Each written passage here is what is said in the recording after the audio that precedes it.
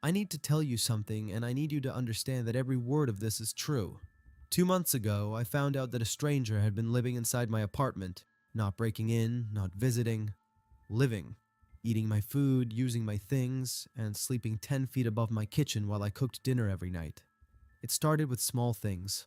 A box of cereal that I knew was half full was suddenly almost empty. A bag of bread had fewer slices than I remembered. A bottle of soda I hadn't opened was cracked at the seal. I live alone, I don't sleepwalk, and I don't have blackouts. I know what I buy and I know how much of it I use. At first, I told myself I was being stupid, that I'd eaten more than I thought or miscounted. Everyone does that, right? You forget a late night snack or you don't remember finishing the crackers. Then the toilet seat was up. Before we continue the story, I would really appreciate it if you subscribed and liked the video, because it helps me a lot. Let's go back into it. I never leave the seat up. Ever. It's a habit from growing up with sisters. The seat is always down. Always. But I came home from work on a Tuesday and the toilet seat was up. I stood in the bathroom doorway and stared at it and felt something cold crawl up my spine. I checked the apartment, every room, every closet, under the bed, and behind the shower curtain. Nothing. No one. All the windows were locked, and the front door was locked. I told myself the building maintenance must have come in for something. That made sense. That had to be it. But the food kept disappearing. A week later, I noticed my electric bill was higher than usual. Not a huge spike, but enough to notice. I hadn't changed anything.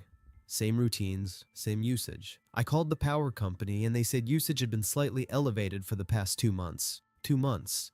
Something wasn't right and I couldn't shake the feeling. So I ordered a cheap security camera off the internet. It was small and wireless. I set it up on top of the refrigerator, angled toward the kitchen, and connected it to an app on my phone that would alert me if it detected motion. The first 2 nights, nothing. The camera triggered once for a shadow, and once for my cat jumping on the counter. On the third night, I was at work pulling a late shift. My phone buzzed at 2:14 in the morning. Motion detected.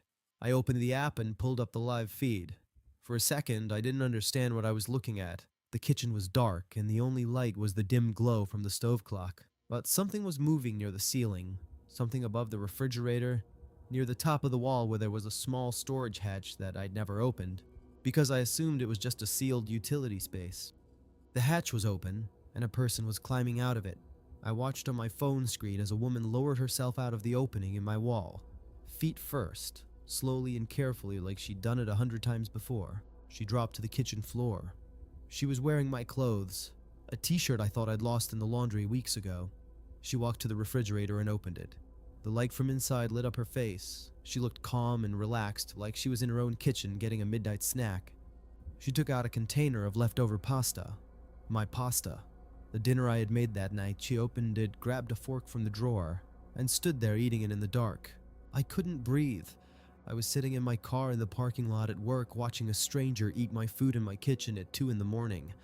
A stranger who had been living in a crawl space above my kitchen wall, who had been coming out at night while I slept for weeks, maybe months. She finished eating. She rinsed the fork and put it back in the drawer. She wiped down the container and put it back in the fridge, but she didn't climb back up. She walked out of the kitchen, off camera, and into the rest of my apartment. I sat in my car staring at an empty kitchen for 11 minutes. 11 minutes where this woman was somewhere in my apartment doing God knows what, while the camera pointed at nothing. Then she came back. She walked back into frame, calm as ever, climbed up into the hatch, and pulled it closed behind her. I called the police from the parking lot.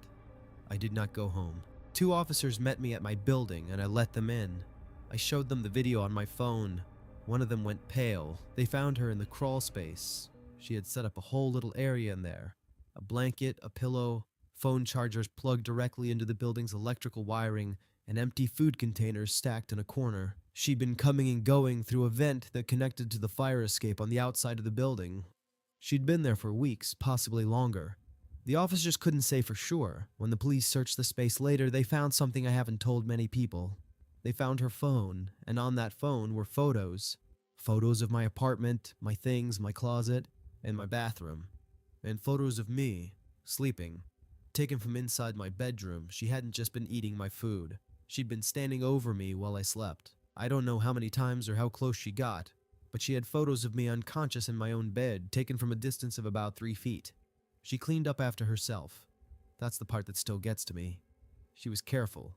She was meticulous. She didn't want me to know. She was arrested, and I was told she had a history of this. Apparently, there's a word for it: frogging. People who secretly move into occupied homes and live alongside the residents without them knowing. They learn your schedule. They know when you leave and when you come back. They move around your house while you're asleep or at work. They eat your food, they use your bathroom, and they watch you. I moved out the next week.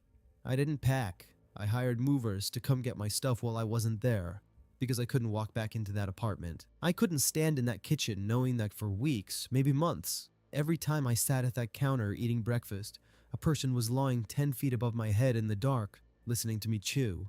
I live somewhere else now, a newer building. No crawl spaces, no storage hatches, and no gaps in the walls. I check every vent, every panel, and every opening in the ceiling. I check them when I get home. I check them before I go to bed. I check them in the middle of the night when I can't sleep. People tell me I'm paranoid, but they've never watched a stranger climb out of their wall at 2 in the morning wearing our clothes. I'm going to tell you something that happened to a close friend of mine when he was 15. He's told this story exactly 3 times. Once to the police, once to his parents, once to me.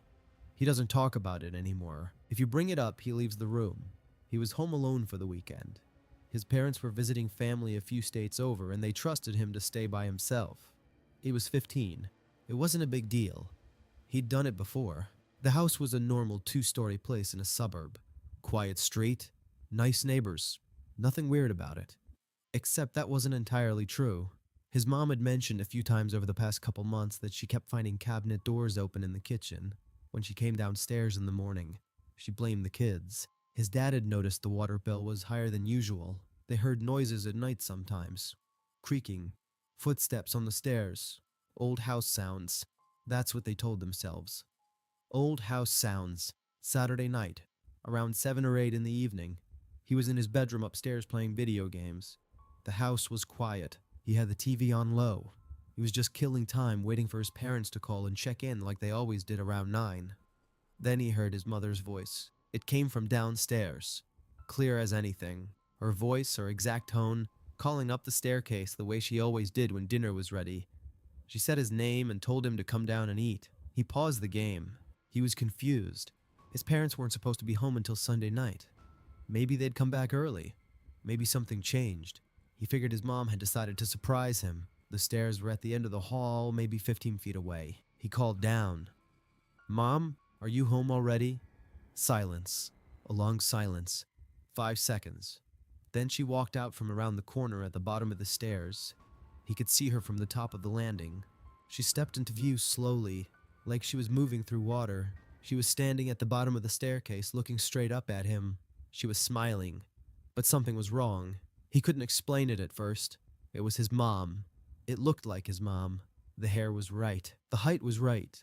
But something about the way she was standing was off. The posture was wrong. The smile was wrong. It was too wide, too still.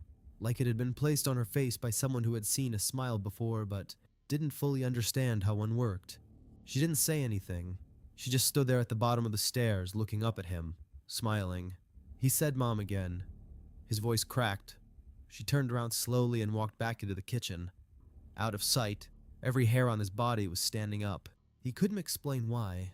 His brain was telling him that was his mother, that she'd come home early, that everything was fine.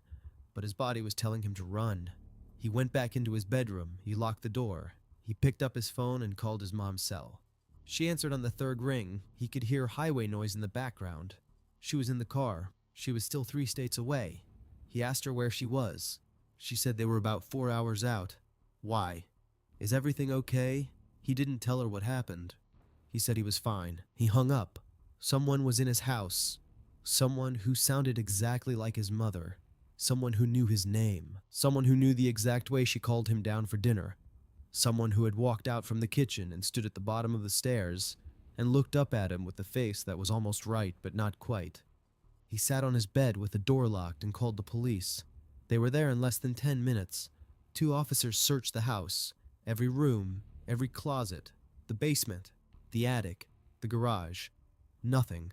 No one. No sign of forced entry. No open windows. No evidence that anyone had been inside.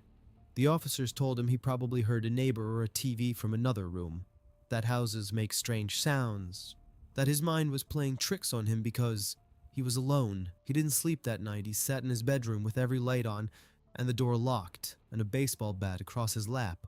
His parents came home the next evening. He told them what happened. His dad searched the house again. Nothing. A week later, his mom was putting groceries away in the basement pantry and noticed something she hadn't seen before. Behind a shelf, half hidden by old boxes, there was a door she didn't recognize. It had been painted the same color as the wall. She pushed the shelf aside and opened it. It led to a utility space under the stairs.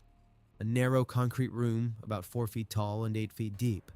There were blankets on the floor, empty water bottles, candy wrappers, a bucket in the corner that they didn't look inside, and scratches on the inside of the door near the handle like someone had been opening and closing it regularly. But that wasn't the worst part. On the wall, scratched into the concrete with something sharp, were tally marks, rows and rows of them. His mom counted over 60 days. Someone had been living in that room underneath their family for over 2 months. They had been eating dinner directly above this person's head. They had been watching TV, having conversations, saying goodnight to each other. And the entire time, someone was down there in the dark listening, learning their names, learning their voices, learning the exact way his mother called him down the stairs. Someone had been living under the stairs of their house. The police were called again. This time, they took it seriously. They took prints. They took photos. They collected the items. But by then, whoever had been there was gone. The only way in or out appeared to be a basement window with a broken latch that the family had never noticed. My friend doesn't live in that house anymore. His family moved less than a month after they found that room. He told me once that the thing he thinks about most isn't the room or the blankets or the water bottles. It's the smile, that frozen too wide, not quite right smile at the bottom of the stairs. And the fact that whoever was down there had been listening to his family long enough to learn exactly what his mother sounded like when she called him down for dinner. He never heard the voice again, but he told me that sometimes, late at night, he stands at the top of a staircase and waits, listens, just to make sure no one answers.